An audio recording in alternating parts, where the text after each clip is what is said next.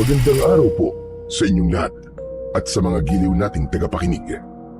Sa araw po na ito ay mapapakinggan po natin ang buhay ng isang batang mahilig magsinungaling. Si Alon na may 10 taong gulang na bata ay makakagawa ng isang pagkakamali. Muntik mapahamak ang kanyang lolo Magat dahil sa kasalanang yun. Dala ng bugso ng damdamin ay pinalaya siya ng matanda. Dito niya makikilala ang isang bakunawang magbibigay sa kanya ng kakaibang kapangyarihan.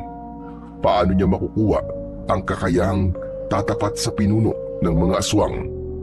Magtagumpay kaya siyang pigilan ang napipintong pagsalakay ng mga aswang? Ano-ano kaya ang mga bagay na matutuklasan niya? Ano ang mahalagang aral na matutunan ng batang sinungaling? Sama-sama po nating pakinggan ang buhay at pakikipagsapalaran ng batang isinuka ng bakunawa. Ngunit bago po ang lahat mga idol, huwag po nating kalimutang mag-subscribe at i-hit ang notification bell sa aking YouTube channel na The Voice Addict at Apong Isak para sa mas marami pang makapigiliningang kwentong aswang at katatakutan mula sa mundo ng kababalaghan. Umpisahan na po natin ang kwento. Lolo, ano po nangyari? Bakit marami po ang nagkalat na damit natin sa labas ng bahay? Saka po, ang lagayan po ng damit natin nasa labas din po. Diyos ko, tinangay ng mga hayop na yun ang natitira kong ipon. Wala silang puso. Paano na? Ano ang gagawin ko? Hindi pa naman sa akin ang lahat ng yun. Bakit naman po nila tayo pagnanakawan, Lolo? Kasalanan mo dahil walang yakang bata ka. Pinalaki kita ng maayos, pero anong ginawa mo? Teka Lo, hindi ko po kayo maintindihan eh. Bakit po kayo nagagalit sa akin? Ano pong kasalanan ko sa inyo? Tinatanong mo pa? Halika nga rito bata ka. Mapapatay kita! Lolo, tama na po. Aray-aray, bitiwan niyo po ang tenga ko. Hindi ko po alam kung anong sinasabi niyo, Lolo. Anong hindi mo alam ang sinasabi ko? Kasalanan mo kung bakit tayo pinasok ng magnanakaw, Alon. Dahil ipinagkalat mo sa lahat na marami tayong pera. Ilang beses ko man sasabihin sa'yo na masama nagsisinungaling. Halika, doon ka sa labas matutulog. Aray-aray, tama na po, Lo. Nasasaktan na po ako. Lo, madilim na po sa labas. Gabi na po. Natatakot po ako. Huwag niyo po itong gawin sa akin. Natatakot ka ngayon dahil madilim. Pero sa kasalanang ginawa mo sa akin, hindi ka natatakot. Ano pang pambibili ko ng pagkain na ipapakain ko sa'yo? Wala na. Inubos din ang lahat ng perang inipon ko. Nangyari yon nang dahil sa kasinungalingan mong buwisit ka. Patawad po, Lolo. Hindi ko naman po alam na may magtatangka magnakaw po sa bahay natin eh. Hindi ko po talaga sinasadya, Lo. Patawad po. Anong hindi mo sinasadyang lintik ka? Matagal ka nang mahilig magsinungaling. Ugali mo na talaga yan. 3 beses sa 1 linggo kung magpatawag ang guro mo sa school dahil sa pagsisinungaling mo. Nakakahiya ka. Pinagsisisihan kong inalagaan pa kita. Kaya't lumayas ka sa pamamahay ko. Hindi kita kailangan dito. Lo, kung palalayasin niyo po kung saan po ako pupunta. Kayo lamang po ang pamilya ko. Wala akong pakialam kahit saan ka pa magpunta. Pagod na ako sa'yo. Ayoko na. Hindi na kita mapapatawad. Pinagtiisan ko ugali mo dahil mahal kita. Pero sumusobra ka na.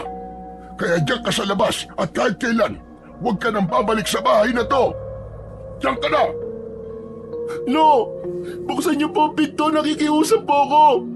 Lo, buksan niyo po to. 5 katok sa pinto ang ginawa ng may 10 taong gulang na batang si Alon habang dala ang kanyang bag dahil galing siya sa school. Umagos ang masaganang luha sa kanyang mga mata dahil kahit anong paliwanag ang gawin niya ay hindi siya pinapakinggan ng kanyang lolo. Idinikit niya ang kanyang tenga sa pinto ngunit wala na siyang naririnig na kaluskos mula sa loob ng kanilang bahay. Ngayon niya lang nakitang nagalit si Lolo Magat sa kanya dahil aminado naman siya na mali ang kanyang ginawa. Muli siyang sumigaw dahil umaasa siya na katulad ng dati ay muli siya nitong patatawarin. Ngunit matagal na siyang nakatayo sa labas ng pintuan. Hindi na talaga siya pinagbuksan ng matanda. Lolo, sige na po! Buksan niyo na po ang pinto! Patawarin niyo na po ako, Lo! Hindi ko na po ulitin! Kasabay ng malakas na pagsigaw ni Alon, ang pagguhit din ng kidlat sa kalangitan. Kasunod ng pagdagundong ng kulog sa paligid. Bumuhos ang malakas na ulan. Kaya wala na siyang nagawa kundi ang matulog sa labas ng kanilang bahay. Hindi niya kailangang umalis dahil naniniwala siyang patatawarin din siya ni Lolo Magat. Walang kinagis ng mga magulang si Alon. Tanging si Lolo Magat lang ang itinuring niyang pamilya. Iniiwasan din ng matanda na pag-usapan nila ang tungkol sa kanyang mga magulang, lalo na kung ito ay tungkol sa kanyang ina. Kaya sa tuwing dumarana siya ng kalungkutan, ginagawa niyang katatawanan ang mga taong nasa paligid niya. Lahat ay dinadaan niya sa biro upang matakluban ang totoong lungkot sa kanyang puso. Gumagawa siya ng kung ano-anong kalokohan upang mapansin siya ni Lolo Magat, hanggang sa tuluyang nasanay na siya sa madalas niyang pagsisinungaling. Ipinamalita niya sa lahat na marami silang pera, kaya naman pinasok ng magnanakaw ang kanilang bahay at muntik ikapahamak ng matanda. Akala niya sapat ang bagay na yun na magmalaki siya sa iba upang hindi nila makita ang kanyang kakulangan. Gusto niyang isipin ng mga tao sa kanyang paligid na kahit wala siyang kinagis ng mga magulang, ay sagana naman sila sa lahat ng bagay. Minsan ay iniiwasan niyang magsinungaling, ngunit hindi niya napipigilan ang kanyang sarili. May minsan pa na kapag gusto niyang kumain ng magugustuhan niyang pagkain, ay magkukunwari siyang masakit ang tiyan para makalibre siya ng tanghalian. Mas madalas naman na kapag kumakain siya sa kanilang kantina, ay nilalagyan niya ng ipis ang natitira niyang pagkain para hindi na siya pagbayarin. Sa halip, bibigyan pa siya ng pera kapalit ng pananahimik niya. Ngunit ngayon ay alam niyang umabot na sa sukdulan ang galit ng matanda. Napabalikwas ng bangon si Alon nang marinig niya ang pagbukas ng pinto ng kanilang bahay. Kaya naman, gumuhit ang ngiti sa kanyang labi. Lolo Magat, papapasukin niyo na po ba ako? Imbis na magsalita ang matanda, ay tumapal sa kanyang muka ang dala nitong mga damit. Bumagsak ang mga yon sa sahig. Kitang-kita niya ang mga luha sa mga mata ng matanda at nanginginig ang katawan habang diretsyong nakatingin sa kanyang muka. Katulad ng sinasabi ko, wala ka nang babalikan sa bahay na to. Hindi na kita apo, kaya't makakaalis ka na. Lolo, ganun na po ba kalaki na gawa kong kasalanan para ganituhin niyo po ako? Hindi niyo na po ba ako mapapatawad? Hindi lang isa o dalawang beses kitang pinatawad. Tiniis ko ang ugali mo. Pero ngayon, ayoko na. Sawang-sawa na ako. Hindi na kita tatanggapin kahit na ano pa ang gawin mo. Kaya makakaalis ka na. Wala po kayong puso, Lolo.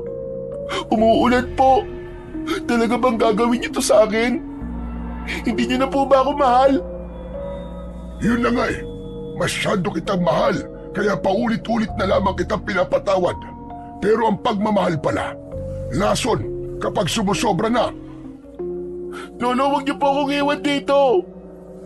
Bigyan niyo pa po ako ng isa pang pagkakataon. Nakikiusap po ako. Hindi na po mauulit. Alon, ubus na ang pagkakataong ibinigay ko sa'yo. Kaya wala na akong magagawa. Tapos na ang pagpapahirap po sa akin, lintik ka. Naalagaan na kita at minahal. Panahon na siguro na sarili ko naman ang mahalin ko. Gusto ko pang humaba ang buhay ko. Kung may hiya pang natitira sa katawan mo, umalis ka na sa pamamahay ko. Sana, ito na ang huli nating pagkikita. Sabay talikod ng matanda sa kanyang harapan. Nang mga sandaling yun, ay hindi na malayan ni Alon na pumatak ang kanyang luha mula sa kanyang mga mata at umagos yun sa tigkabilaan niyang pisngi. Pakiramdam niya ay tinamaan siya ng libu-libong kutsilyo sa kanyang dibdib. Nanginginig ang kanyang tuhod. Tila bigla siyang natauhan sa lahat ng nagawa niyang pagkakamali. Kahit malakas ang ulan, ay umalis siya sa kanilang bahay. Dati ay takot na takot siya sa kulog at kidlat. Pero ngayon, tila naglalakad siya sa alapaap. Walang pakiramdam, kundi ang humahagulgul lamang na iyak. Habang ang kanyang suot na damit ay tuluyang nabasa na ng ulan. Wala siyang dinala ni isang gamit. Pati na ang kanyang bag ay iniwan niya rin. Habang pasigok-sigok na umiiyak sa paglalakad, ay hindi na malayan ni Alon na malayo na pala ang kanyang narating. Kasabay ng malakas na ulan, habang hindi niya nakikita ang daan, napansin niyang nasa gitna na siya ng kagubatan. Ang maririnig lamang ay ang mga huni ng palaka at kulisap na kayang tumagal sa malakas na ulan. Patawarin niyo po ako, Lolo. Hindi ko po talaga akalain na mangyayari yun. Hindi ko po sinasadya. Pabulong na saad ni Alon sa kanyang sarili. Inilinga niya ang kanyang paningin sa paligid habang ang kanyang mga mata ay naniningkit dahil sa maapding pagtama ng malakas na ulan sa kanyang muka. Kahit matagal na silang naninirahan sa baryo ng Alimurog, ay ngayon lamang niya narating ang lugar na kinaroroonan niya ngayon. Bigla ang pagsalakay ng takot sa kanyang dibdib nang halos wala siyang makitang tao sa paligid. Kaya nang makita niya ang puno ng anahaw, ay nagpasalamat siya. Pansamantala ay meron siyang masisilungan. Naupo siya sa ugat sa bahaging walang tinik, saka nahiga sa ilalim nun. Hindi niya namalayan kung paano siyang nakatulog, basta't nagising na lamang siya sa malakas na pagsigaw ng isang lalaking humihingi ng tulong. Wala na ang ulan at tahimik na ang buong paligid, kaya naman napatingala siya sa langit dahil kalmado na ang gubat. Subalit nanlaki ang kanyang mga mata nang makita ang isang lalaki na tila ba lumulutang sa ere. Kinusot niya ang kanyang mga mata dahil inakala niyang baka namamalikmata lamang siya. Ngunit bigla siyang napatago sa ilalim ng puno nang makita ang isang kakaibang nilalang. Unti-unti nitong nilulunok ang lalaking sumisigaw habang lumilipad ito sa impapawid. Dala ng takot ay mabilis siyang tumakbo papalayo sa nilalang. Diyos ko! Tulungan niyo po ako! Tulungan niyo po ako, Panginoon! Halos hindi lumapat ang mga paa ni Alon sa lupa dahil sa labis na takot. Nawala ang kanyang pagod at napalitan ng mabilis na pagtibok ng kanyang puso. Maya-maya pa ay bigla siyang napatigil sa pagtakbo. Tumambad sa kanyang paningin ang kinatatakutang dagat sa kanilang lugar. Hindi niya malaman ang kanyang gagawin. Mana sanang magtatago sa halaman si Alon nang magkaharap sila ng nilalang na nakita niya kanina. Isa itong higanting serpente o dragon na may bibig na kasinlaki ng lawa. May pulang dila, balbas, hasang at malaki ang mga mata na tila kasinlaki ng buwan. Higit na mas nakakatakot ang mga kuko at kaliskis nitong kulay asul na kumikislap sa liwanag ng buwan. Mas lalo pa itong lumapit at ngumisi habang titig na titig sa kanyang muka. Bumalot ang kilabot sa buo niyang katawan at nanginig ang kanyang tuhod na hindi makapagsalita. Lalo na, bigla niyang narinig ang boses ng halimaw habang ang katawan nito ay panayang pag-alon sa ere. Naaamoy ko sa iyo ang kasinungalingan. Alam kong nakita mo ang paglulok ko sa lalaki kanina. Ganon din ang mangyayari sa batang katulad mo. Kahit hindi ka magsalita, alam kong saksakan ka na sinungaling bata. Totoo ba ang sinasabi ko? Hindi po. Hindi po ako sinungaling. Nagsisinungaling ka na naman. Tama ako sa mga sinabi ko. Hindi ko akalain na kahit mamamatay ka na, ay nakukuha mo pa rin na magsinungaling. Nakita mo ba kung ano ang ginawa ko sa lalaki kanina? Ganon din ang gagawin ko sa'yo. Wag po. Wala po ako nakita. Nakikiusap po ako. Huwag niyo po akong papatayin!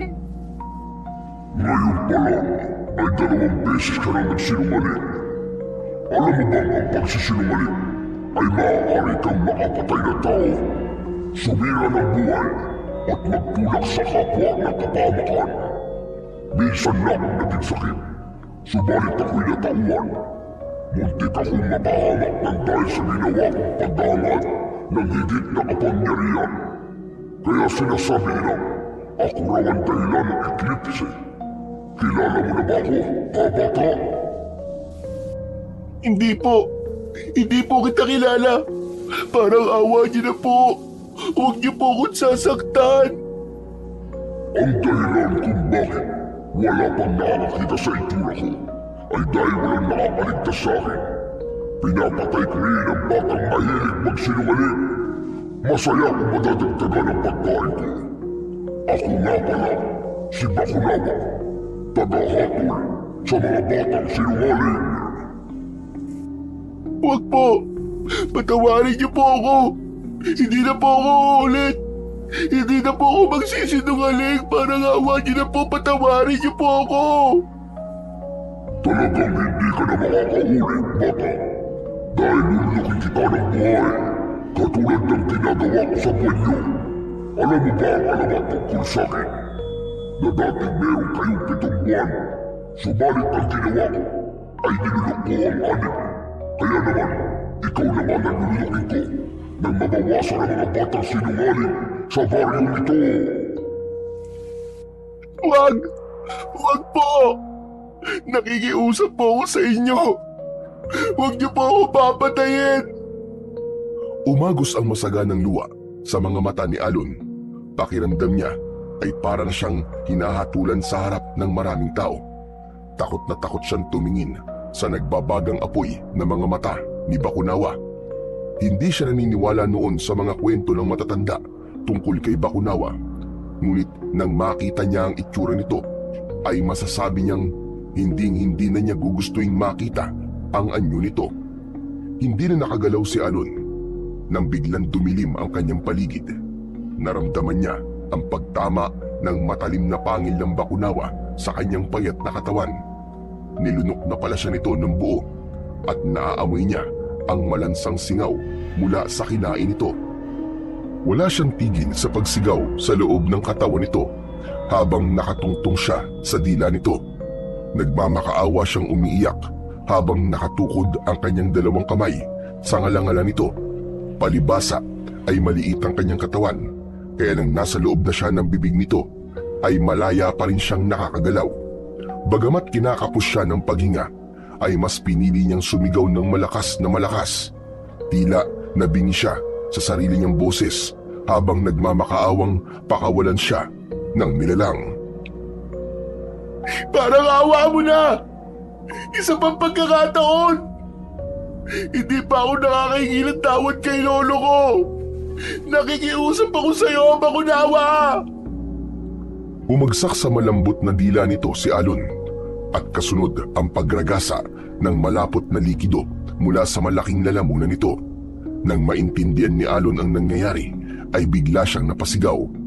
Nang itulak siya ng malakas na agos ng tubig mula sa tiyan ni Bakunawa. Kasama ang katawan ni Alon, bumagsak siya sa damuhan at nakainom ng konting likido mula sa suka ni Bakunawa. Hindi niya matiis ang mapait na lasa nito at naisuka niya rin palabas. Nangihinang napahandusay sa malapot na likido ang bata bago nagsalita si Bakunawa. Paano nangyari yun? Bakit naramdaman ko ang nakakasukang lasa ng iyong katawan? Siguro ay humawak ka sa katawan ng puro ng anak. Kontra sa amin ang amoy nila. Tama ba? O di kaya ay may dahilan kung bakit hindi ka tinanggap ng aking sikmura? Parang awa niyo na po, Bakunawa. Bigyan niyo pa po ako ng isang pang pagkakataon upang may tama po ang pagkakamaling nagawa ko. Isang pagkakataon lang po ang hinihingi ko. Nakikiusap po ako sa inyo. Kung ganoon, bukal sa loob mo ang paghingi ng tawad. Ngunit nakikita ko mahihirapan na silang maniwala sa'yo dahil palagi kang nagsisinungaling. Ang totoo ay isang ilusyon lamang ang nakita mo habang nilulunok ko ang lalaki kanina. Dahil gusto kong maunawaan mo na ang pagsisinungaling ay hindi mabuting ugali ng isang tao, kahit ng isang batang katulad mo. Bilang kapalit sa pagkakataong ibinibigay ko sa'yo, magkakaroon ka ng kakaibang kapangyarihan na kayang magbigay sa'yo ng kakayaang maging mabilis, malakas at mataas na pagtalon na parang lumulutang sa hangin. Tataglayin mo ang kapangyarihan ng apoy at tubig. Magiging isa ka ng makapangyarihang batang tagapangalaga ng aking bertud. Ngunit sa isang kondisyon, kailangan mong mabago at maibalik ang tingin ng mga tao sa'yo. Dahil sa oras na mabigo ka, mamamatay ka sa kamay ng masasamang elementong makakatalo sa'yo, kasama ng lahat ng mga taong nakatira sa baryong ito. Opo. Maraming salamat po sa pagtitiwala at pagbibigay sa akin ng pagkakataon. Huwag kang magpasalamat sa akin dahil ang lahat ng nangyari sa'yo ngayon ay bunga ng mali mong gawain. Kaya bilang kapalit, gumawa ka ng kabutihan. Pigilan mo ang nalalapit na pagsalakay ng itim na bakunawa. Teka, akala ko po, nag-iisa lang po kayong bakunawa. Katulad ng mga tao, may dalawa rin kaming uri ng nilalang. Ang itim na bakunawa ay lumalabas kapag merong lunar eclipse. Mapanganib kapag siya ang nagpapakita dahil lumalabas din ang masasamang elementong nilalang ng kadiliman. Kapag solar eclipse naman, ay ako ang namamahala.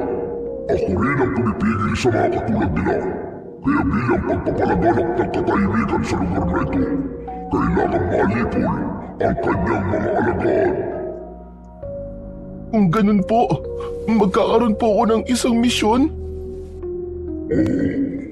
Bilang kaparusahan sa mga ginawa mong kasalanan, tandaan mo, walang maaaring makaalam sa iyong misyon. Kung hindi, makakaramdam ka ng pananakit ng ulo at bigla ako magpapakita sa iyo. Sa bawat paggawa mo naman ng kabutihan, madadagdagan ang taglay mong kapangyarihan. Sa bawat mali na maitatama mo, ay mas lalo ka naman magkakaroon ng pagkakataong makalaya. Huwag mong tatakasan ang misyon dahil may bisa ang ating kasunduan sa oras na niloko mo ko. Pangako po, gagawin ko po ang lahat para magawa ko po ang misyon. Mula sa damuhan na kinauupuan ni Alon, ang lahat ng likidong kumalat sa lupa ay naipon hanggang sa maging isang bolang kristal na may kulay asul na liwanag. Lumutang yun sa ere at biglang lumipad papalapit sa kanyang noo. Biglang nawala ang malakas na liwanag at nagkaroon ng kulay ang kanyang mga mata. Naging kulay asul ang kanyang paningin at nakikita niya ang mga insektong lumilipad sa paligid. Paalam, aking bagong tagapangalaga. Babalik na muna ako sa aking tahanan. Kapag kailangan mo ng tulong, ilagay mo lang ang kanang kamay mo sa iyong dibdib at magpapakita ako sa iyo. Mag-iingat ka, Alon. Isang mabilis na pag-ikot sa ere ang ginawa nito at lumubog sa tubig ng dagat. Nang maglaho ang bakunawa sa harapan ni Alon, ay mabilis siyang tumakbo pabalik sa kanilang bahay. Ngunit pagdating niya sa gitna ng kagubatan, ay bigla niyang nakita ang mga nilalang na may nakakatakot na itsura. Isang aswang na una nang sinabi ni Bakunawa na pipigil sa kanyang pamamalagi sa baryo. Palagi na siyang makakakita ng mga nilalang na hindi nakikita ng mga ordinaryong tao dahil sa kanyang kulay asul na mga mata. Umaangil ang mga ito habang nilalantakan ang wala ng buhay na katawan ng isang lalaking may buhat na kahoy. Nag-aagawan ng mga ito sa paglapa sa katawan ng biktima. Pagkatapos nitong maubos ang laman loob ng lalaki, ay biglang natigilan ng mga ito at humarap sa kanya. Dito niya napansin na papalapit sa kanyang kinaroroonan ang mga nilalang. 5 nilalang ang nakikita niyang unti-unting lumalapit sa kanya. habang ang naaagnas na balat ay nakalaylay sa katawan na parang tela. Ang tiyan naman ay wakwak habang ang nag-iisang bituka ay kitang-kita sa loob dahil sa butas-butas na katawan ng mga ito.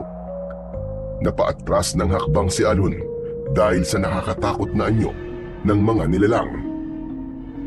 Wag! Huwag kayong lalapit!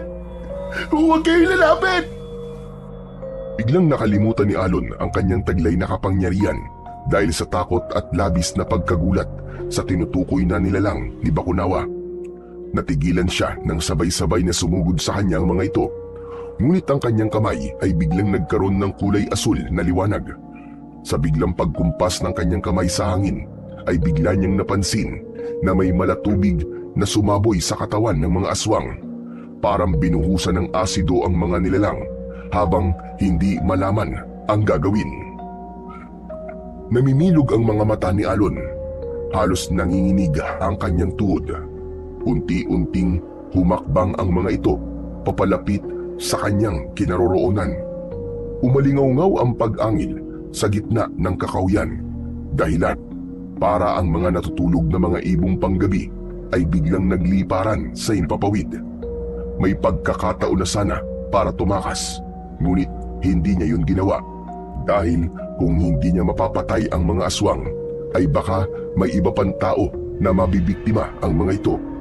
Dahil magkakasabay na umatake ang tatlong nilalang, ay hindi niya nagawang maiwasan ang pagtama ng kuko nito sa kanyang katawan. Nanginginig ang bibig ng nilalang nang sumubsob ito sa kanyang balikat. Ngunit ang nagliliwanag niyang kamay ay isinuntok niya sa mukha ng kalaban. Bumagsak ito ng pasadsad sa lupa at nagkikikisay na bumumula ang bibig hanggang sa tuluyang masunog. Dala ng matinding takot ng dalawang natitirang aswang ay kumaripas ang mga ito ng takbo, papalayo sa kanyang kinaroroonan. Ngunit bigla niyang naramdaman ang pag-angat ng kanyang paa sa lupa at ang mataas niyang pagtalon ay nagmistulang lumulutang sa hangin. Pagbagsak niya sa tapat ng mga ito ay bigla na lamang itong sumugod habang umaangil. Bawat pagwasiwas sa ere ng mahahaba nitong mga kuko ay mabilis niyang naiiwasan. Isang naglalagablab na kamao ang tumama sa katawan ng mga ito, tila mga papel na unti-unting nasusunog nang bumagsak ang mga ito sa lupa. Diyos ko, kung sa mga halimaw na to ay nararamdaman ko na ang takot, paano pa kaya sa pagharap ko sa itim na Bakunawa? Patawarin niyo po ako. Sisikapin ko po na magtagumpay sa misyong ibinigay niyo sa akin. Bakunawa! Pabulong na saad ni Alon sa kanyang sarili, saka naglakad pabalik sa bahay ng kanyang lolo Magat. Pagdating niya sa tapat ng kanilang bahay, ay nakasarado pa rin ang pintuan at ang kanyang mga damit ay nakakalat pa rin sa saig. Hindi siya aalis sa tabi ng matanda at kung kinakailangang suyuin niya ito ay gagawin niya. Ngunit nang makita niya ang isang babaeng nakasilip sa labas ng kanilang bakuran, dali-dali siyang nagtago sa likod ng puno at pinagmasdan ng babaeng tila kanina pa nakamasid. Madalas niyang nakikita ang babae na nakatayo sa labas ng kanilang bahay, kung minsan naman ay sa kantina ng kanilang eskwelahan, at ngayon naman ay muli niya itong nakita. Nakatalukbong ng tela sa ganung oras ng gabi. Bigla siyang kinabahan dahil naisip niyang baka isa ito sa mga nilalang na kailangan niyang patayin at nagpapanggap lang na tao kapag gustong lumapit sa kanilang bibiktimahin. Maya-maya pa ay humakbang na ito paalis sa tapat ng kanilang bahay nang bigla niya itong hinarangan sa daan. Umangat ito ng muka at bumukas ang pag-aalala sa anyo nito. Sino ka? Bakit po nasa tapat kayo ng bakuran namin? Siguro ikaw po yung nagnakaw ng pera namin o di kaya isa kang aswang. Nagkakamali ka, Alon. Napadaan lamang ako sa bahay niyo. Ikaw, bakit nasa labas ka pa? Hindi ba't gabi na? Huwag niyo pong ilayo ang usapan natin. Saka, paano niyo po ako nakilala? Dahil marami akong naririnig tungkol sa iyo. Tinatanong kita, sino po kayo at anong kailangan nyo? Hindi po ako naniniwalang napadaan lamang kayo. Kanina ko pa po kayo tinitignan. Pero yun talaga ang totoo. Ako nga pala si Mara. May gusto lamang akong itanong kay Tatay Magat tungkol sa bahay niyo. Ano po ang tungkol sa bahay namin? Ibinebenta na po ba niya sa inyo? Pero palagi ko rin kayong nakikitang nakatambay sa eskwelahan namin. Ah, yun ba? Doon kasi nag-aaral ang anak ko.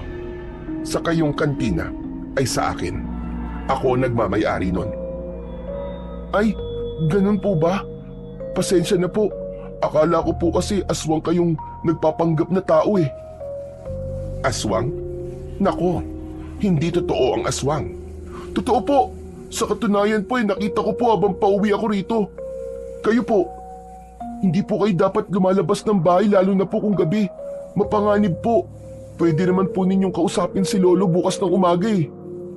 Wala kasing pagkakataon. Ikaw rin naman Bakit nasa labas ka pa rin ng bahay niyo? Teka, bakit parang basa yata ang suot mong damit? Nagpaulan ka ba? Hindi po. Pinalayas po kasi ako ni Lolo eh. Teka, hindi naman po yun ang pinag-uusapan natin eh. Yung tungkol po sa aswang ang sinasabi ko. Pagbabagong usapan nila ng babae, tila gusto ni Alon na maniwala sa kanya si Aling Mara.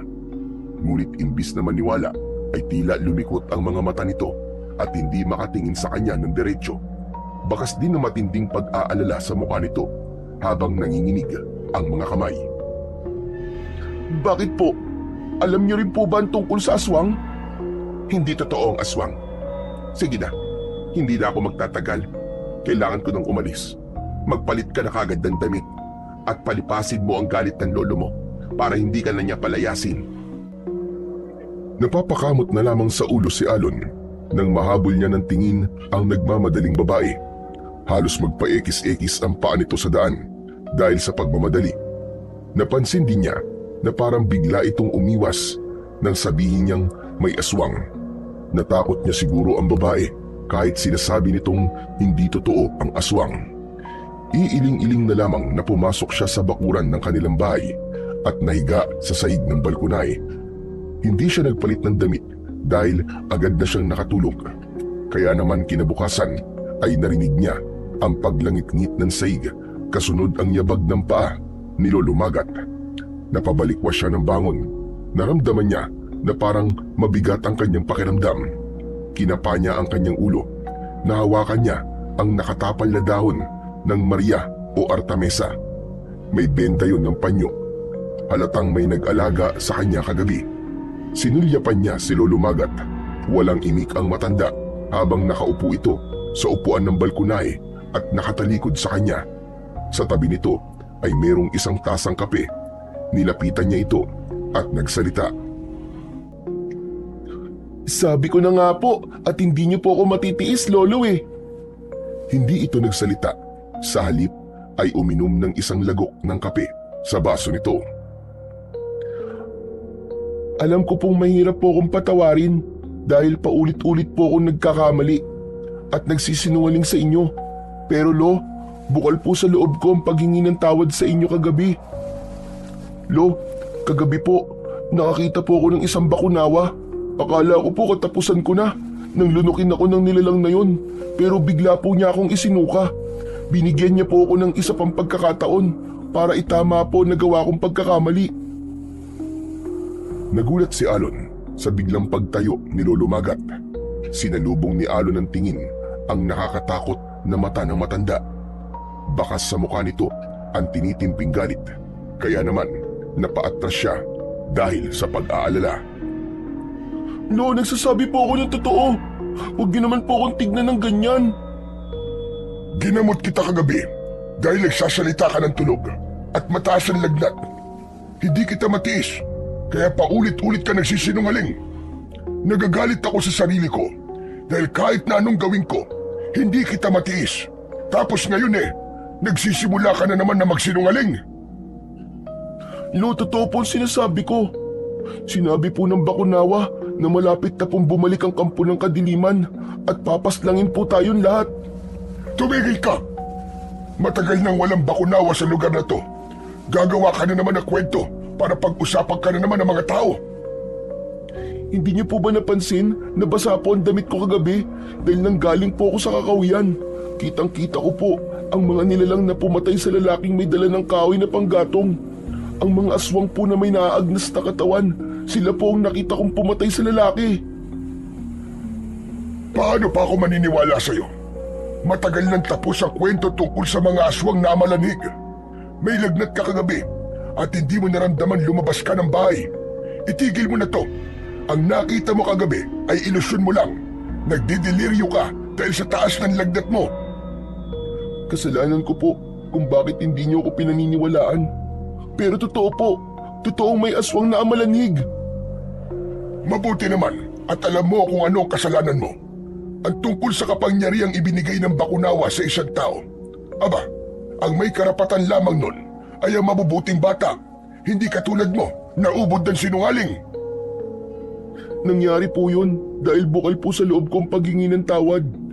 Binigyan po ko ni Bakunawa ng pagkakataon para mabuhay at itama po nagawa kong pagkakamali. Biglang naalala ni Alon ang tungkol kay Aling Mara. Alam niyang nagsisinungaling din sa kanya ang matanda. Kaya kailangan niyang gawin yun para mapaniwala niya si Lolo Magat na totoo ang mga sinasabi niya. Ay no, kagabi po nakita ko po si Aling Mara. Malinaw ko po nakita ang mukha ng babae nagpunta rito habang nakatingin po sa pintuan ng bahay natin. Balak daw po niya kayong kausapin tungkol po sa bahay. At siya po ang makakapagpatunay na nasa labas ako ng mga oras na yon. Kaya po ako nilagnat dahil nabasa po ako ng ulan. Kayo rin naman po, Lolo eh. Nagsisinungaling din po kayo sa akin.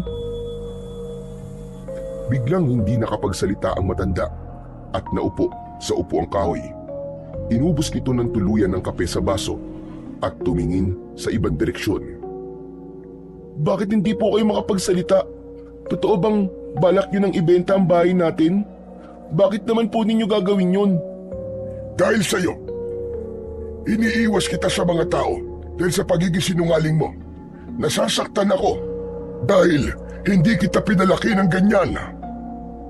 Lolo, patawarin niyo po ako. Sa sasabihin ko, lahat naman po tayo nagsisinungaling eh.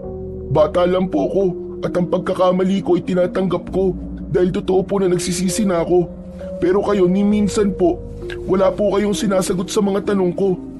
Kung pwede po, kahit sa mga magulang ko na lang, sabihin niyo po kung nasan sila at bakit wala man lang akong alam tungkol sa kanila.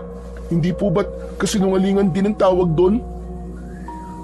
May gusto ka bang palabasin? Sinasabi mo bang wala akong karapatang magalit sa'yo dahil isa rin akong sinungaling, ganun ba? Bago po ako nagsalita, humingi po ako ng tawad sa inyo, Lolo.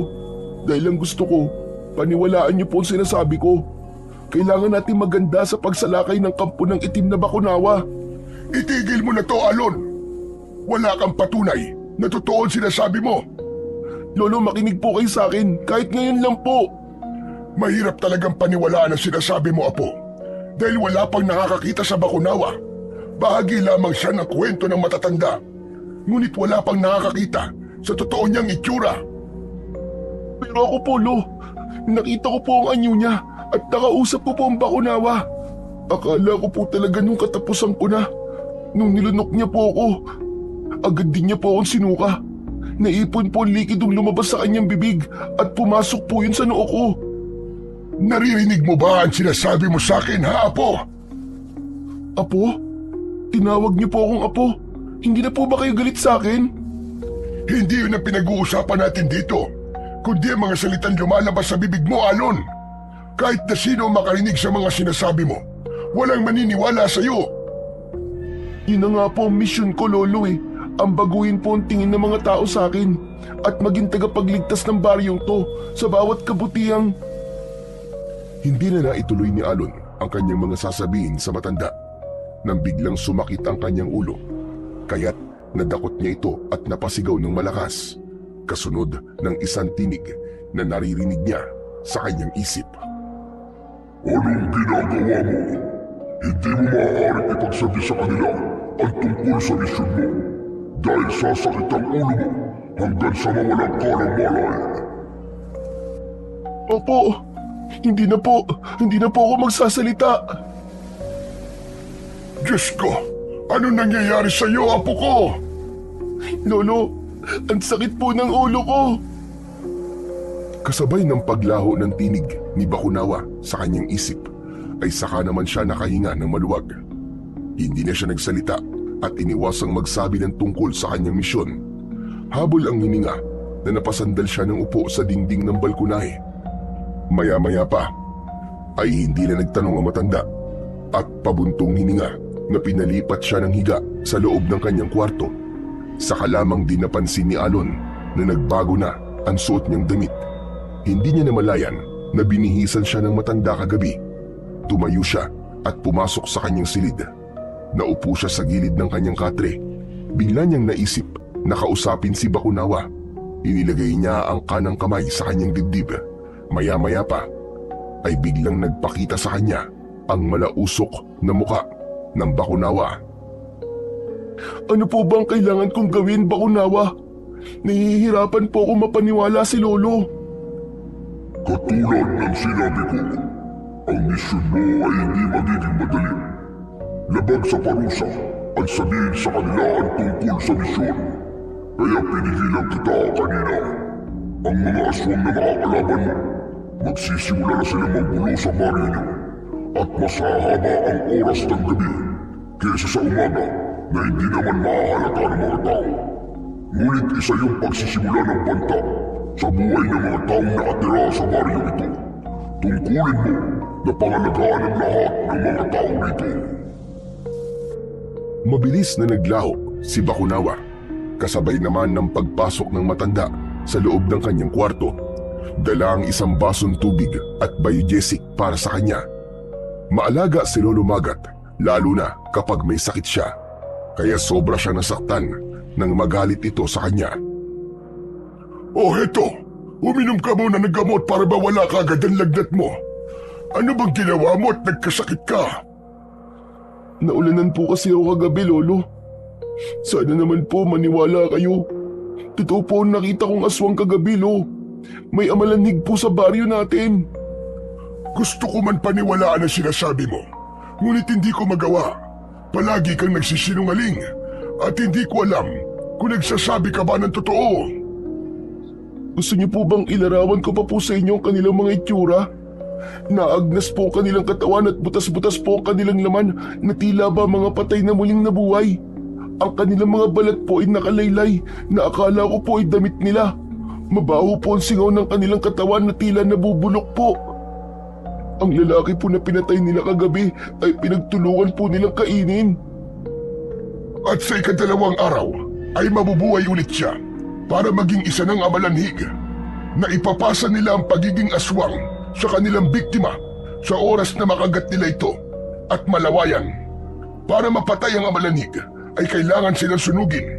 Takot din sila sa tubig kahit sa tubig ng ulan.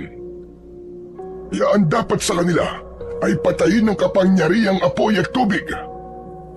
Kung ganun po naniniwala na po kayo sa akin, Lolo. Alam kong nakuha mo lang ang sinasabi mong paglalarawan sa anyo ng aswang ay dahil madalas kang nakikinig ng kwento ko. Maniniwala lamang ako kapag ako mismo ang nakakita.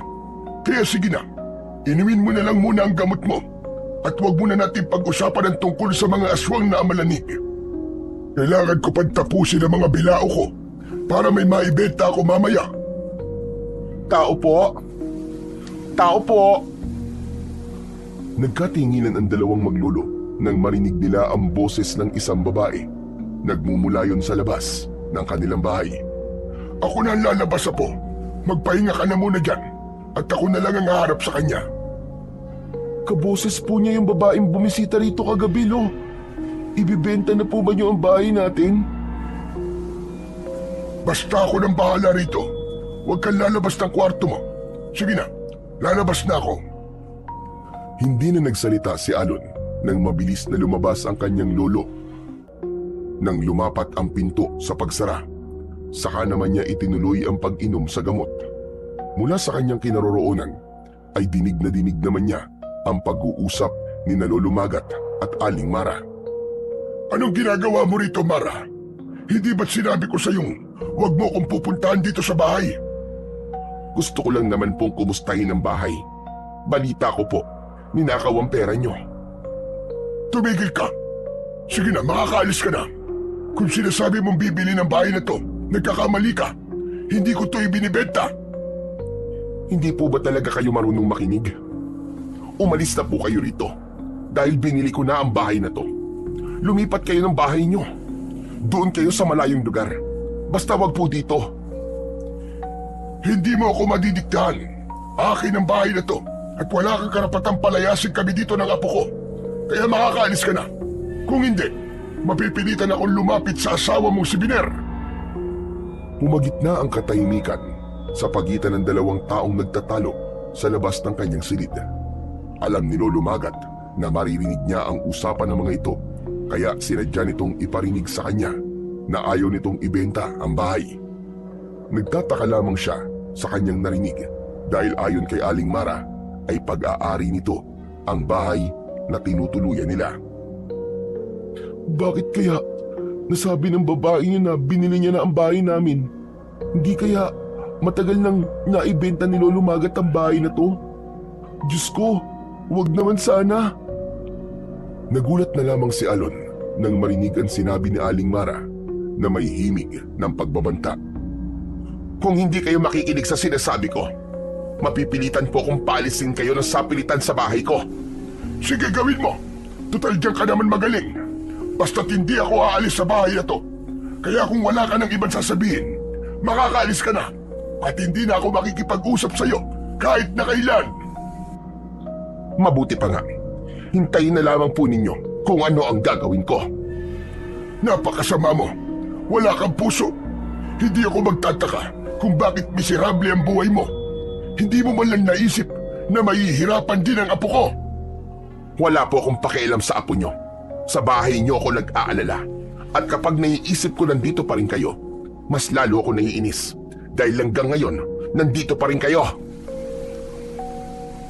Isang mabigat na yabag ng mga paa ang narinig ni Alon papalayo sa kanyang kwarto. Kasunod ng pagsara ng pintuan sa kabilang silid, dinig na dinig niya ang mahinang paghikbi ng matanda. Nagtataka siyang labis ang pag-iyak ng kanyang lolo. Tila may bumabaon na kutsilyo sa kanyang puso dahil sa sakit. Wala siyang magawa para bawasan ang bigat na dinadala ng kanyang lolo. Ngayon ay naiintindihan na niya kung bakit gano'n na lamang ang galit nito nang mawala ang iniipon nitong pera sa alkansya.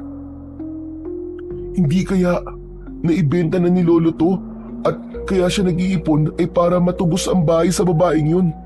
Pero bakit kaya? Parang may kakaiba. Parang may iba pang dahilan. Pabulong na tanong ni Alon sa kanyang sarili habang tuluyan nang nahiga sa kanyang katre. Dahil masama ang kanyang pakiramdam ay agad siyang nakatulog. Pagkalipas ng ilang oras ay napabalikwas ng higa si Alon nang marinig ang boses ng taong bayan sa labas ng kanilang bahay. Nangingibabaw ang boses ni Kapitan habang tinatawag ang pangalan ni Lolo Magat. Kaya naman, dala ng kanyang pag-aalala, ay napilitan siyang bumaba ng kanyang katre at sinilip ang mga taong nagkakagulo sa labas ng kanilang bahay.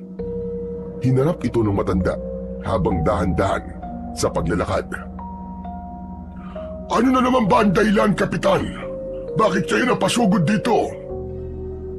Sinabi ni Kapitan na kung maaari raw ay ilabas ng matanda si Alon at kung hindi raw ilalabas ang apo nito ay mapipilitan ang taong bayan na pasukin ang loob ng kanilang bahay. Ayon pa nga sa mga tanod na kasama nito, si Alon daw ang nagpakalat ng balita tungkol sa aswang na amalanig. Sinabi raw yun ni Aling Mara. Ano ka mo? Mga aswang? Ay may pambihira naman kayo, Kapitan. Walang sinasabi ang apo ko tungkol dyan. Natutulog siya at mataas ang lagnat, kaya nagkakamali kayo ng pandinig. Ngunit ipinagpilitan ni Kapitan na pinatotohanan daw yun ni Aling Mara. Nakita raw nito si Alon at sinabing may aswang sa kanilang lugar. Galit na galit ang mga tao sa pagsisinungaling na naman daw ng apo nito. Kaya naman, hindi na nakatiis si Alon. Lumabas siya ng kanyang silid at hinarap ang mga tao. Bakas sa muka ni Lolo Magat ang pag-aalala nang makita siyang humarap kay Kapitan. Hindi ba't sinabi ko sa loob ka lang at huwag kang lalabas? Bakit ba't tigas ng ulo mo? Ako nang bahala rito, sige na! Pumasok ka na sa loob ng bahay! Pasensya na po kayo, Lolo. Pero kailangan po nilang malaman na totoo ang mga aswang na malanig. Sumigaw ang matandang lalaki sa likod ni Kapitan. Ang dapat daw kay Alon ay parusahan dahil sa pagpapakalat ng maling impormasyong walang sapat na batayan. Ang dapat daw sa kanya ay palayasin at itaboy sa malayong lugar. Sinabi rin daw ni Aling Mara na paalisin na sila sa kanilang bahay. Nakikiusap po ako. Bakit ba ayaw niyo pong maniwala? Ang walang hiyang babaeng yun, itinuloy pa rin niya ang bantang palalayasin niya tayo at ginamit pa niyang dahilan ang pagiging sinungaling mo, Apo. Muling umalingaw-ngaw ang sigawan ng mga tao hanggang sa bigla na lamang binato ng tsinelas si Alon. Tinamaan siya sa kanyang muka, kaya naman mabilis na humarang si Lolo Magat at hinarap nito si Kapitan. Huwag niyong sasaktan ang apo ko. Kung hindi, matitikman niyo ang galit ko. Dapat alam mo, Kapitan, ang ginagawa mo. Kapag gaganap ka sa tungkulin mo, pwede ko kayong isumbong sa kinauukulan kung kinakailangan. Ngunit palaban si Kapitan at sinabi nitong wala itong pakialam kahit magsumbong si Lolo Magat sa mga pulis. Ang mahalaga raw ay mapaalis na sila sa baryo dahil hindi nito kailangan ang sinungaling na batang kagaya ni Alon. Nang mga sandaling yun ay naisip ni Alon na nagbunga na ang lahat ng pagkakamali niya dahil sa pagiging sinungaling niya ay wala nang gustong maniwala sa kanya. Paano niya na maililigtas ang mga ito sa kapahamakan kung hindi naman siya pinaniniwalaan?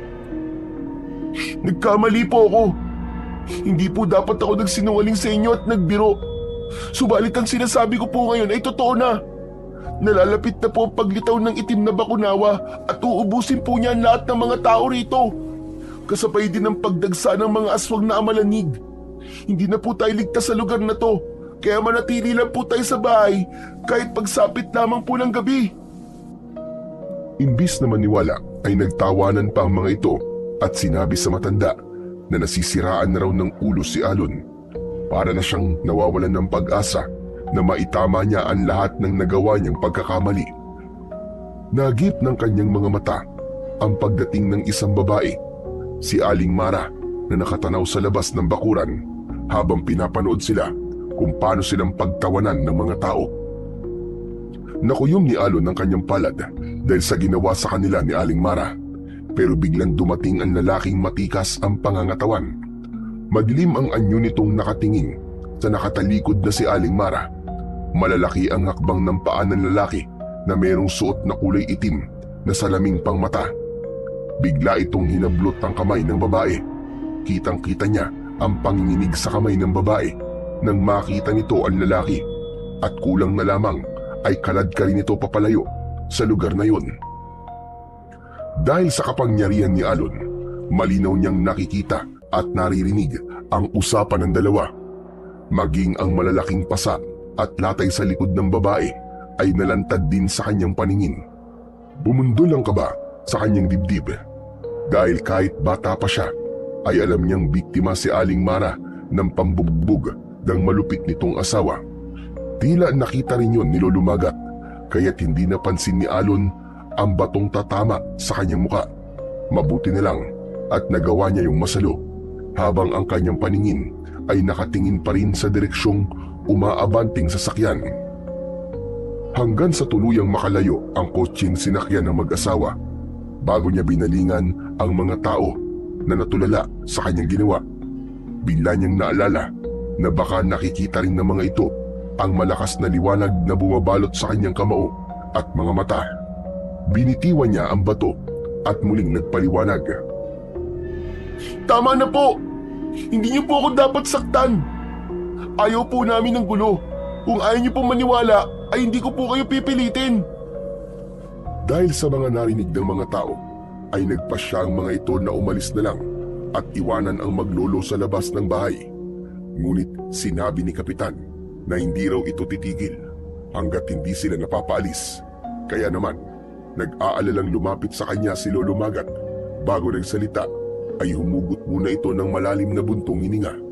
Malungkot ang kanyang mukhang napatingin siya sa matanda. Nakita mo na ba, Apo? Nakita mo na ba ang bunga ng labis sa pagsisinungaling? Wala nang naniniwala sa'yo. Pati po ba kayo, Lo? Hindi na rin po kayo naniniwala sa akin? Ay nako, Apo. Masisisi mo ba ako kung bakit nahihirapan ako maniwala sa'yo? Bakit po, Lo? Ako lang po ba ang sinungaling sa baryong to? Inamin ko naman po ang pagkakamali ko. Kaya hindi ko po lubos maisip kung bakit kailangan nila akong palayasin. Dalawang uri ang pagsisinungaling, Apo. Paglilihim para sa ikabubuti ng lahat at pagtatago sa katotohanan dahil yun ang nararapat.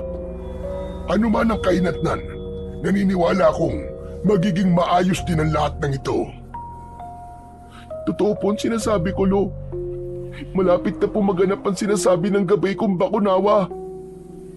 Huwag ka na munang magbanggit-banggit ng kung ano-ano, Apo. Nang hindi na maulit ang pagsugod ng mga tao sa ating bahay. Sige po. Hindi na lamang po yun ang pag-uusapan natin. Gusto ko lang po talaga magtanong, Lo. Sino po ba talaga si Aling Mara? Bakit kailangan niya po tayong paalisin sa bahay natin? May mga bagay na hindi mo na kailangan malaman, Apo. Usapang pangmatanda ito. Dahil po ba bata pa po ako? Pero naiintindihan ko na po kung ano ang nakita ko kanina. Hindi po ba't nakita niyo rin kung anong ginawa ng lalaking yun kay Aling Mara? Malinaw ko rin pong nakita na pasapaw nasa katawan niya. Paano mo nakita, Apo? Sinabi ko naman po sa inyo na may kapangyarihan po ako. Ibinigay po to sa akin ni Bakunawa. Ang dalawang klase po ng kakayaang tataglayin ng batang isinuka ng Bakunawa ayaw magkaroon ng bilis at lakas. Kung ganun, totoo ang sinasabi mong nakakausap mo ang Bakunawa? Opo, at siya rin po nagsabi na may paparating po na malaking kaguluhan. Dahil babalik na raw po ang itim na Bakunawa para patayin ng mga tao dito sa baryo. Ang sabi po niya ay makakaranas daw po tayo ng mahabang oras ng gabi kapag daw nagsimula na ang itim na Bakunawa. Diyos ko, hindi maaari ang sinasabi mo. Naramdaman ni Alon ang pagbalot ng malakas na enerhiya sa kanyang katawan. Kaya nalaman niyang naniniwala na sa kanya si Lolo Magat. Dala ng tuwa ay napayakap siya sa bewang nito. Marami pong salamat, Lo, dahil naniniwala na po kayo sa akin. Aba teka, paano mong nalaman na pinaniniwalaan ko na ang mga sinasabi mo? Basta po, Lo, hindi ko po maaaring sabihin, pero nararamdaman ko po, hindi na ako nag-iisa sa labang to. Sige na, pumasok na tayo sa loob ng bahay. Mabuti na lamang at nawala na ang lagnat mo. Kahit papano ay nakahinga siya ng maluwag dahil meron na siyang mapagsasabihan ng mga bagay na nakikita niya sa kanyang paligid. Pagpasok nila sa loob ng kanilang bahay ay umupo sila sa upuang kahoy paharap sa lamesa. Tumayo si Lolo Magat at lumapit ito sa lagayan ng kanilang mga damit. Binuksan ito ang pinto ng lumang aparador at kinuha nito ang maliit na tambol na halos kasing laki lang ng kanilang timba bago ibinigay ng matanda kay Alon. Ano pong gagawin ko dito, Lolo? Hindi po ba isa tong tambol? Hindi lang yan basta tambol, Apo. Isang makapangyarihang tambol yan na magtataboy sa masasamang enerhiya sa paligid. Pero hindi naman po ako marunong tumugtog nito eh. Kahit hindi ka magaling tumugtog ng tambol, ang mahalaga, patugtugin mo yan sa oras na dumating ang itim na Bakunawa. Kaya ginugulo niya ang mga tao sa baryo dahil alam niyang tahimik ang lugar na ito. Ngunit kung ito ay maingay, hindi sila makakalapit at masasaktan sila sa pamamagitan ng tunog ng tambol. Mas maganda kung mas marami ang magpapatugtog. Pinagmasdang mabuti ni Alon ang kulay lupa na tambol at 2 stick na magbibigay buhay sa instrumentong ibinigay sa kanya. Pagkatapos nilang mag-usap ni Lolo Magat, ay nagpaalam na rin ang matanda na kailangan itong magluto ng kanilang hapunan. Nang mga sandaling yon ay malapit ng dumilim, kaya nagpasya si Alon na magpahangin muna sa labas ng kanilang balkonay. Subalit hindi pa man siya natatagalan sa kanyang pagkakaupo ay natanaw niya ang lalaking nakasuot ng kulay itim na salamin. May dalawa itong kasamang mga lalaki na nagpaiwan sa labas ng bakuran malapit sa kotse na pag-aari ng lalaki. Napatayo si Alon at pinagmasdan ang anyo nito. Hindi ito ngumiti at tila kung sino na basta na lamang sinuri ang kanilang bahay hanggang tumingin ito sa gilid ng kanilang tahanan. Hindi na siya nakatiis kaya agad niya itong tinanong. Manong, ano po ang kailangan nyo? Ang sabi ng asawa ko, kaya palagi siya nandito, ay dahil bahay niya raw ito. Nabili na raw niya ito sa matanda. Totoo ba yun? Ano po? Pero wala po akong alam sa sinasabi nyo eh. Bahay po namin to. Wala ka pang alam. Kaya tawagin mo ang matanda na siyang nakakaalam na dapat niyang isagot sa akin. Bilisan mo, dahil marami pa akong gagawin. Brusko at istriktong utos ng lalaki sa kanya. Malakas siyang sumigaw para tawagin ang kanyang lolo. Maya-maya pa ay narinig nila ang yabag ng paa ni Lolo Magat. Ilang saglit lamang ay lumabas ang matanda at nagtanong kay Alon kung bakit ito tinatawag. Kasi po lolo, si ano po eh. Ako ang asawa ni Mara. Gusto ko lang malaman kung totoo bang nabili na niya ang bahay na to. Apo, pumasok ka na muna sa loob. May pag-uusapan lang kami ni Biner. Sandali, huwag mong papasukin ang bata. Kasi sabi niya kanina, wala raw siyang alam tungkol sa bentahan ng bahay. Pera ko ang ginamit ni Mara. Kaya siguro naman, may karapatan ako magtanong. At may karapatan din ang batang yan na marinig ang pag-uusap natin. Mag-uusap tayo, pero hindi dapat marinig ng bata. Ganun ba? Hindi ba't galit kayo sa mga sinungaling? Ang totoo, matagal na kitang pinamamanmanan sa mga tauhan ko. Hindi na ako nakatiis sa mabagal na proseso ng mga inupahan ko. Kaya gumastos pa ako ng pera para lamang magnakaw sa bahay niyo. May gusto lang akong malaman. Nagkataon naman na ang apo mo ipinamamalitang marami kayong pera. Kaya naisip kong baka nanggaling pa yun sa pera ng asawa ko na galing naman sa akin. Kung totoong binili niya na ang lupa, nasaan ang kasunduan? Tila tumigil ang oras ng mga sandaling yun dahil hindi nakapagsalita si Lolo Magat habang nakatingin ito sa lalaking nakilala lamang niya sa pangalang Biner. Nagtataka si Alon sa mga ikinikilos ng mga tao sa paligid niya, ngunit isa lang ang alam niya. Nagsisinungaling din sa kanya si Lolo Magat. Hindi nito sinabing matagal na nitong ibinenta ang bahay. Mas lalo siyang nag-alala nang maramdaman niya ang kakaibang takot na bumalot sa kanyang dibdib.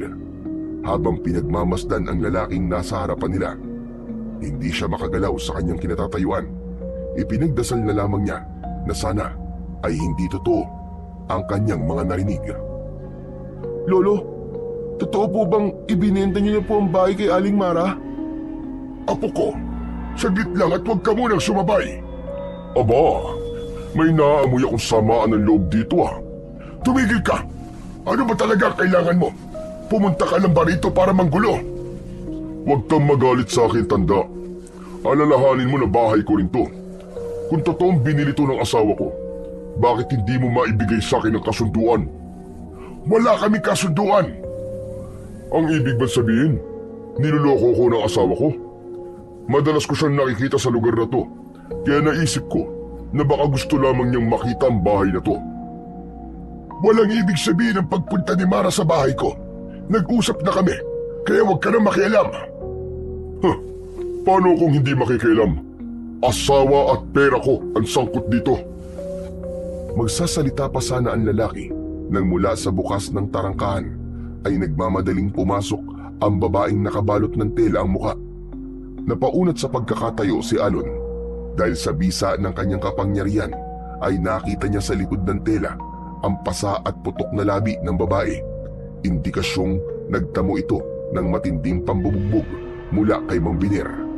Tila may kung anong malakas na puwersa ang bumalot sa kanyang katawan na parang gusto niyang bigyan ng leksyon ang asawang nambubugbog ng babae. Nanginginig ang kamay ni Alon dahil sa galit. Kahit hindi niya kadugo si Aling Mara, bigla siyang nakaramdam ng awa at masakit sa kanyang dibdib ang nakikitang takot sa mga mata ng ginang. Vener, tama na, umuwi na tayo. Huwag mo silang guluhin. Wala silang kasalanan. Nakita ni Alon, nanginginig ang kamay ni Aling Mara habang nakahawak sa braso ni Mang Biner. Nahagip din ng kanyang paningin ang pagbaon ng kuko ng lalaki sa kamay ng babae. Kaya naman, napapangiwi ito sa sakit.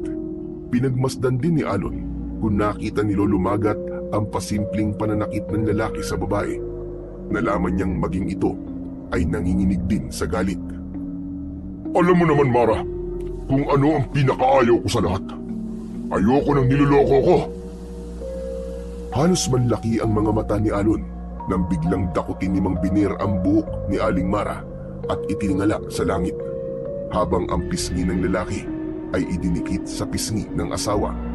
Halata ang gigil at galit sa pagsasalita ni Mang Biner. Napalapit sa kanyang tabi si Lolo Magat at tinakluban ang mga mata ni Alon. Subalit inalis niya ang palad ng matanda at nilapitan niya ang dalawang bisita. Bitiwan niyo po si Aling Mara. Bakit niyo po sinasaktan ng asawa niyo? Ano sabi mo? Hindi ka ba magagalit kapag nalaman mong ang asawang pinagkakatiwalaan mo ay matagal ka na palang niloloko? Alam mo ba kung paano ako magalit, ha? Huwag mong idamay ang bata. Walang hiya ka.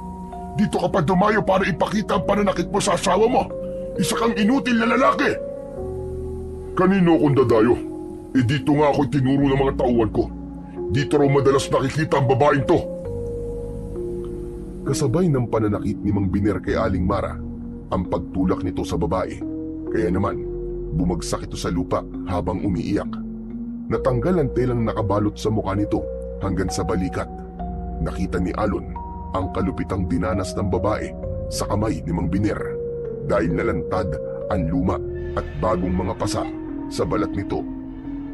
Gusto mo bang malaman kung anong ginagawa ko sa mga sinungaling, ha, bata? Nagsimulang lumakas ang boses ni Mang Biner. Dumagsa ang maraming tao para makiisyoso sa kanila. Subalit ang mahalaga kay Alon ay kung paano niya maililigtas ang babae. Napuno ng sigawan at iyakan nang makita ang pagbubugbog ni Mang Biner kay Aling Mara. Halos mamilipit sa sakit ang babae habang yakap ang tinamaang sikmura mula sa sipa ng lalaki.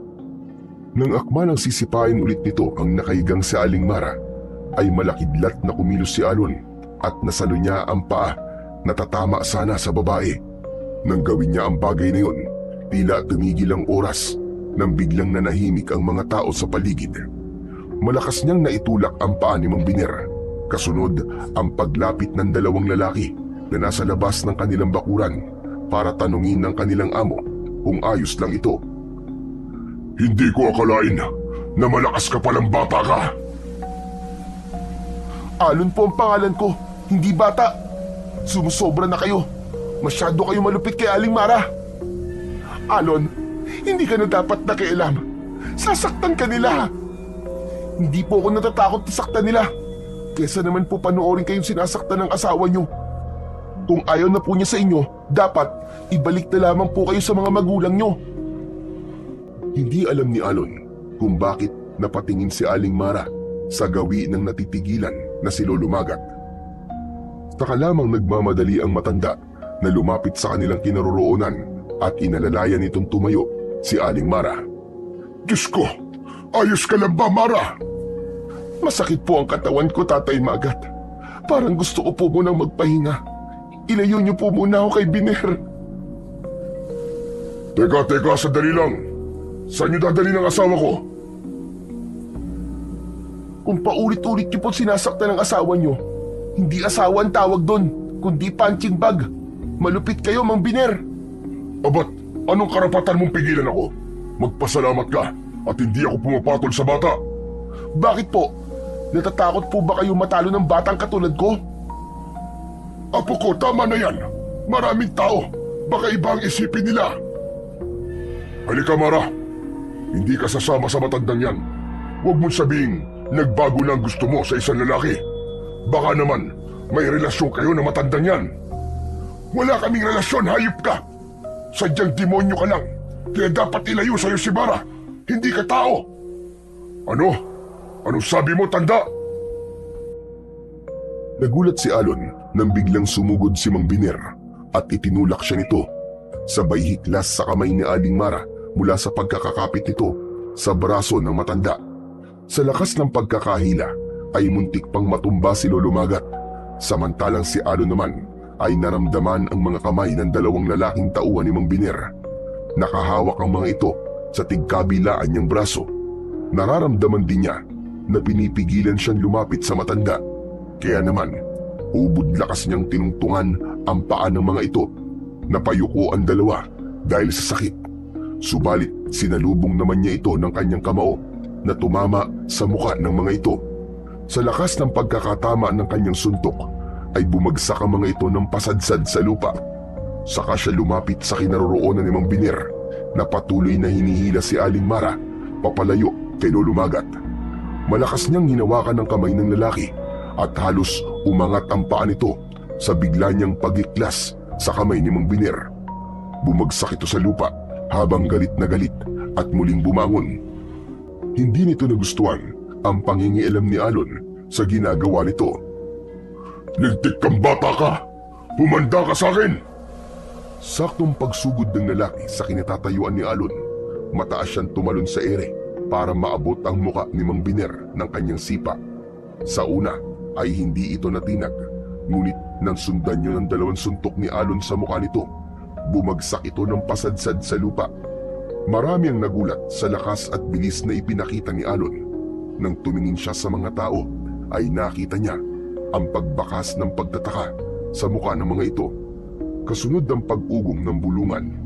Nang mapahiya si Mang Biner, mabilis itong tumayo at dinuro ulit sa mukha si Alon. Pagsisisihan niyong ginawa niyong ito. Lalo ka na, Mara. Umuwi ka sa bahay. At ikaw, bata, pagsisisihan mo ito ng malaki. Mabigat ang yabag ng paa na naglakad ito papalayo sa kanilang bahay, habang ang mga tao naman ay hindi umaalis sa kanilang kinatatayuan. Kaya naman, nagkaroon ng pagkakataon si Alon na sabihing may banta ng aswang sa paligid. Akala niya maniniwala na ang mga tao sa kanya dahil ipinakita niya ang kanyang lakas. Ngunit halata ang pagkadismaya sa mga mukha ng mga ito. Sabay tawanan pagkatapos ay tumalikod. Naramdaman ni Alon ang malakas na enerhiya sa kanyang katawan na parabang nadagdagan ng kanyang lakas dahil siguro yun sa kabutihang ginawa niya kay Aling Mara. Sandali lang po! Huwag po muna kayong umalis! Maniwala po kayo, totoo po sinasabi ko! Mamayang gabi po, iwasan niyo po muna lumabas ng bahay. Maglagay po kayo ng mga pangontra sa labas ng pintuan niyo at maganda po ng mga pampaingay. Habang nagsasalita si Alon, ay patuloy lamang sa paglalakad ng mga tao. Ni hindi nilingon o pinakinggan ang babalang sinasabi niya. Sa halip, narinig niya sa isang lalaki na nagsisinungaling na naman daw siya. Masyado raw siyang pasikat upang makuha ang simpatya ng mga tao. Tila kutsilyo yun na bumaon sa kanyang dibdib. Parang nawawala na siya ng pag-asa na mababago pa niya ang tingin ng mga tao sa kanya. Kaya naman, nahabol na lamang niya ng tanaw ang taong bayan. Kasabay ng pag-andar ng kotse ni Mang Biner, ang pagkalat naman ng katahimikan sa kanyang paligid. Malungkot siyang sumulyap sa kinatatayuan ni Lolo Magat habang inaalalayan nito ang nanghihinang si Aling Mara. Kaya lang, hindi niya maiwasan na mabuo ang maraming katanungan sa kanyang isipan, na kahit sa murang edad niya ay alam niyang merong itinatagong lihim sa kanya si Lolo Magat. Isang katanungan na gusto niyang marinig ang kasagutan. Wala siyang imik na sumunod sa dalawa papasok sa kanilang bahay. Pagdating nila sa loob ay mabilis na kumilos si Lolo Magat para ikuha si Aling Mara ng mga gamot sa luma nitong aparador. Saka lamang nagsimulang mapahagulgul ng iyak si Aling Mara. Tumagal halos ng ilang oras ang panggagamot ng matanda sa babae. Ni hindi narinig ni Alon na nag-usap ang mga ito tungkol sa nangyari. Saktong pagdilim ng paligid ay biglang lumitaw ang malakas na liwanag sa kanyang noo. Mula sa labas ay napansin niya ang paikot-ikot na gabay niyang bakunawa. Hindi niya natatandaan na tinawag niya ito Kaya naman, upang hindi makalata ang kanyang mga kasama, ay lumabas siya sa kanilang bahay at iniwan niya ang dalawa. Bakit po kayo nagpakita sa akin? May mahalaga lamang akong ipaparating sa iyo. Mamaya ay sasalakay na ang mga aswang na amalagin. Tabihan mo mga tao na kahit na anong mangyari ay huwag na huwag silang lalabas ng kanilang bahay. Mag-iingat ka dahil marami ang makakalaban mo. Pero paano po yun? Hindi nga po sila naniniwala sa akin eh. Kahit na ano po sabihin ko, hindi sila nakikinig. Ano pong gagawin ko? Nawawalan na po ako ng pag-asa na makakamit ko pa po ang pagbabago sa kung ano po ang tingin nila sa akin. Ngayon lamang po nagiging malinaw sa akin ng lahat na ito po pala ang epekto ng kasalanang nagawa ko. Huwag mong masyadong damdamin ang sinasabi ng iba. Ang mahalaga ay nakikita ko naman na ginagawa mo ang tama. Sa katunayan, 2 beses ka nang gumawa ng kabutihan sa iyong kapwa. Sapat na yun para masabing hindi ako nagkamali ng pagpili sa iyo. Pero natatakot po ako, mahal na Bakunawa.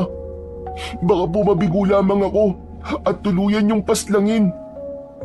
Hindi ako ang papatay sa iyo, Alon. Kapag nabigo ka, ang pinuno ng aswang na amalagig ang papatay sa iyo. Subalit ngayong gabi ay magaganap na ang pag-aalay sa itim na Bakunawa. At natitiyak kong kapag nalaman nilang ikaw ang nagtataglay na kapangyarihan mo, ay pagtatangkaan nila ang iyong buhay. Aagawin nila ang berput sa loob mo. Bumundol ang kaba sa dibdib ni Alon nang marinig niya ang sinabi ng Bakunawa. Kaya nang maglaho ito sa kanyang paningin, ay malungkot siyang bumalik sa loob ng kanilang bahay. Subalit hindi niya inaasahan ang maririnig na pag-uusap ng dalawa. Ang tigas po kasi ng ulo niyo eh. Sinabi ko na po sa inyo na umalis na lamang po kayo sa baryo. Kailan ka pa ba niya binubugbog? Bakit nagtitiis ka sa lalaking yon? Alam naman po ninyo kung gaano kalaki ang impluwensya ni Biner. Kung nalayasan ko po siya, saan naman po ako pupunta? Sa malayo, yung kahit na anong gawin niya ay hindi ka niya mahahanap. Bakit hindi ka magtago sa probinsya ng nanay mo? Imposible po yun, Tatay Magat. Alam naman po ninyo na hindi siya titigil hanggat hindi niya ako nahahanap. Ilang beses ko nang ginawa ang bagay na yon, pero natatagpuan pa rin niya ako kahit saan ako magpunta. Pag nauhuli niya po ako, doon na po niya ako binubugbog. Takot na takot ako na walang magawa, kundi tanggapin na lamang ang pananakit niya. Ano na ang plano mo ngayon? Uuwi na lamang po ako, kesa ang madamay na naman po kayo ni Alon. Hanggang kailan ka ba magtitiis, Mara? Ano ba kasi ang totoo? Bakit hindi ka magsabi kung bakit takot na takot ka sa kanya? Nakita mo ba kung paano kang ipagtanggol ni Alon? Alam kong may kakaiba sa batang yon. Ngunit nag-aalala ko, natatakot akong pati siya ay balikan ni Biner. Kaya nga po umalis na kayo. Hindi po ba't binigyan ko kayo ng pera para makapagsimula kayo ng bagong buhay? Lumayo kayo sa amin kaya nakikiusap po ko. Bukas na bukas din, umalis na kayo. Pero merong nagnakaw sa perang yon at nalaman ko na kagagawan pala to ni Biner. Ang pagkakamali lang, nagsinungaling si Alon sa mga kapitbahay niya. Kaya mas lalo na ginala ang asawa mo na ibinigay mo sa akin ang perang yon. Kung aalis kami, paano ka naman? Hindi na nakatiis si Alon. Agad siyang pumasok sa bahay. Kaya naman, tumigil ang mga ito sa pag-uusap. Dumistansya ang dalawa sa bawat isa. Bumundol ang kaba sa kanyang dibdib dahil sa pagtataka. Batay sa palitan ng mga ito ng pag-uusap, para bang matagal na itong magkakilala. Akma na sanang magtatanong si Alon nang biglang may humawak sa manggas na kanyang suot. Nagulat siya sa nakitang naaagnas na kamay na nakadakot sa kanyang damit. Ganon din ang paglabas ng dilaw na uod sa mga nabubulok nitong laman. Walang kasing baho na parang masusuka siya sa tindi ng amoy. Halos manlaki ang mga mata ni Alon nang hindi niya inaasahan na sasalakay sa kanilang bahay ang mga aswang na amalanig. Napapaawang ang kanyang bibig nang makita ang pagsilip ng nilalang na may naaagnas din na muka.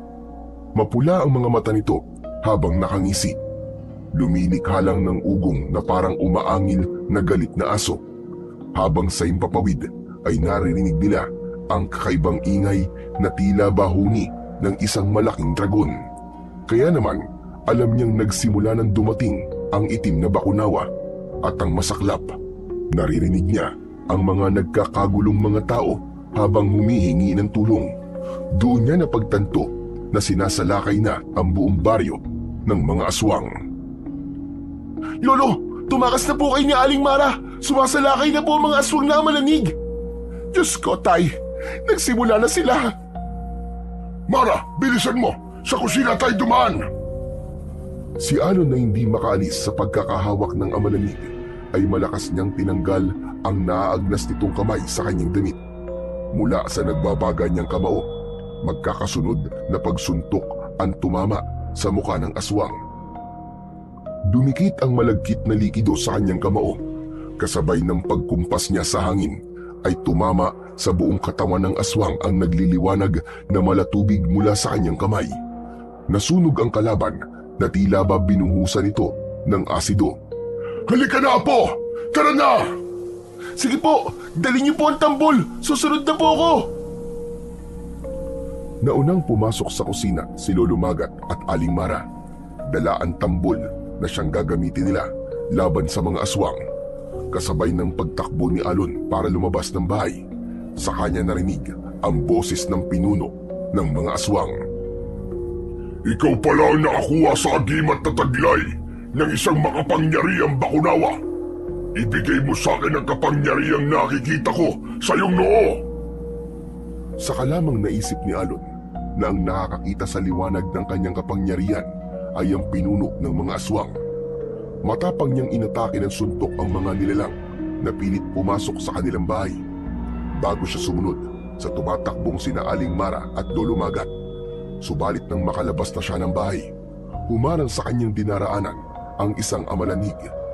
Dito naman niya pinalabas ang kanyang kapangyarihan.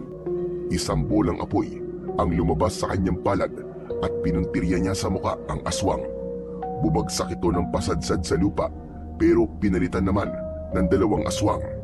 Lalong binalot ng takot si Alon nang sa paglingon niya sa kanyang likuran ay nakita niyang papasugod ang pinuno ng aswang sa kanya. Buo ang katawan nito at naiiba sa katawan ng mga alagad. Kahawig ito ng muka ni kamatayan habang may dalang tridente na patuloy na iwinawasiwas sa kanya.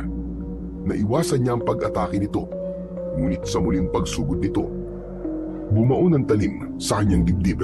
Umalingaw-ngaw ang halakak nito sa kadiliman ng gabi. Kaya naman, ang mga papatakas na sina Lolo Magat at Aling Mara ay napilitang bumalik para makita si Alon. Diyos ko! Ang apo ko! Hayop ka, Biner! Alam kong ikaw yan! Bitiwan mo si Alon! Katapusan niya na ngayon. At ikaw, magtago ka na sa pinanggalingan mo, Mara. Dahil alam ko na ang buong katotohanan. Niloko mo ko. Niloko mo ko! Alam ko na totoo. Mag-ama kayo ng matandang yan at anak mo ang batang ito. Kaya naman, pagmasdan mo ang gagawin ko sa anak mo. Wag! Wag, Diyos ko! Maawa ka! Huwag nasasaktan ang anak ko! Parang awa mo na, Biner! Maawa? Pagkatapos niyo kong lukuhin? Hayop ka! At kailan mo pa nalaman na isa kong aswang? Matagal ko nang alam, Biner. Kaya ilang beses kong sinubukan na iwanan ka. Dahil kampon ka ng kadiliman. Bitiwan mo ang apo ko kung ayaw mo magsisi. Wala akong pagsisisihan, tanda. Nakikita ko sa katawan ng batang ito ang likido ng suka ng isang bakunawa. Ang ibig sabihin, may bertud sa kanyang noo na nakukuha lamang kapag naisuka siya ng bakunawa. Taglay niya ang kapangyarihang matagal ko nang hinahangad. Para ako naman ang maging amo ng itim na bakunawa at hindi na ako maging sunod-sunuran sa kanya. Umangat ang mga paa ni Alon sa lupa. Malinaw sa kanyang pandinig ang sinasabi ng pinunong si Mang Biner. Nanlalabo na ang kanyang mga mata habang ang talim ng tridente ay nakabaon pa rin sa katawan niya. Kaya dama pa rin niya ang sakit, katulad ng usapan nila ng Bakunawa. Tinuktok niya ng 2 beses ang kanyang dibdib at mula sa himpapawid ay lumitaw ang isang malaking Bakunawa. Sumalubong dito ang nagwawalang itim na Bakunawa. Nagmistulang mga ahas ang mga ito na naglilingkisan sa himpapawid dahil marami na ang dumating na mga amalanig kasama ang mga bagong biktima. Ginamit ng matanda ang tambol. Naupo ang mga ito sa damuhan katabi ng umiiyak na si Aling Mara. Habang ang mga Bakunawa ay patuloy sa paglalaban sa itaas, si Alon naman ay unti-unti nang nakakawala sa tridente. Isang malakas na paggalaw ang ginawa niya at sa isang iglap, nakalapit siya sa kinaroroonan ng pinuno. Naramdaman din niya ang unti-unting paghilom ng kanyang sugat sa kanyang katawan. Malakas na sinuntok ni Alon ang muka ni Mang Biner. Nabitiwan nito ang hawak na tridente. Ito mismo ang ginamit niyang pagpatay sa pinuno ng aswang.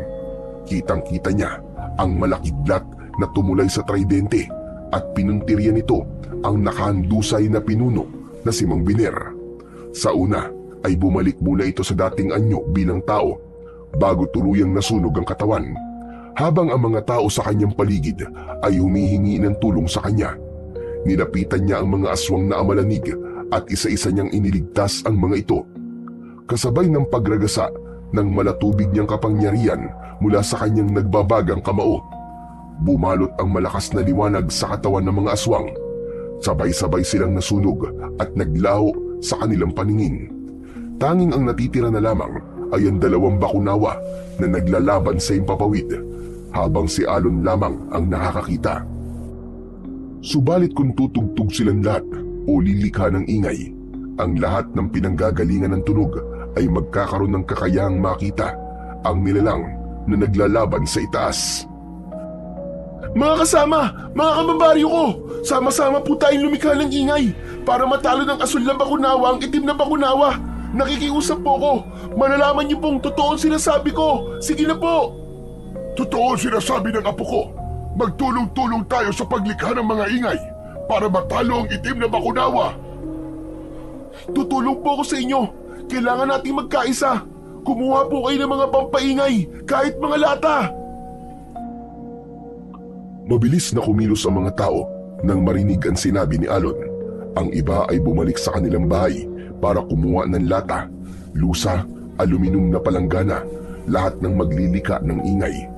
Pagkatapos ay nagmamadaling bumalik sa lugar sa katabi ni Lolo Magat at Aling Mara. Habang nasa gitna si Alon na napapalibutan naman ng mga tao, sinimulan nila ang malakas na pagpukpok sa kanilang mga instrumento.